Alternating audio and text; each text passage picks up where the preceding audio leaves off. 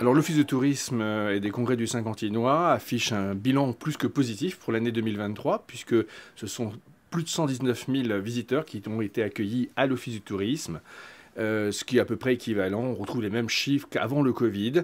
C'est aussi plus de 300 groupes qui ont été accueillis sur cette année 2023, en sachant que le chiffre est toujours en augmentation.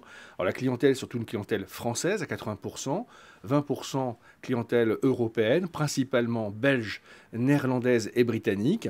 Et on continue donc à progresser dans ce sens. Donc nous avons créé 2 séjours pour cet été, à destination, le premier des Parisiens qui ont envie de quitter Paris pendant la période des Jeux Olympiques, parce que ça va être assez contraignant pour eux de rester sur place.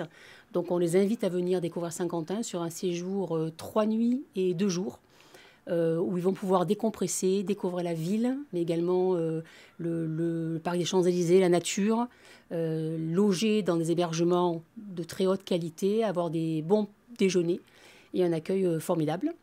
Donc là, c'est pour la durée des Jeux Olympiques de juillet à fin août. Et puis un second séjour qui, lui, est plus famille, donc pour les familles 2 parents et 2 enfants.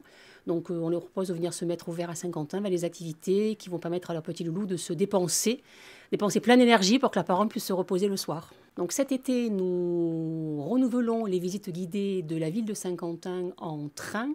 Alors en train symptomatique, c'est le petit train qui sert aujourd'hui à faire la navette entre le parc d'Île et la place d'Hôtel de Ville l'après-midi.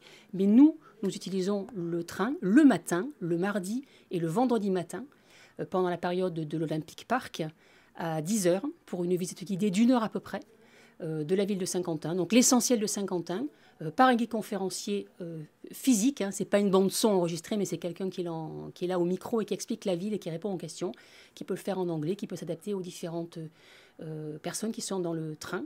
J'en profite pour dire qu'il y a une place pour une personne à mobilité réduite également dans une des voitures du train. Donc il faut le préciser à la réservation. Donc la billetterie est à l'Office de tourisme, c'est 4 € pour un adulte et gratuit pour les enfants de moins de 12 ans.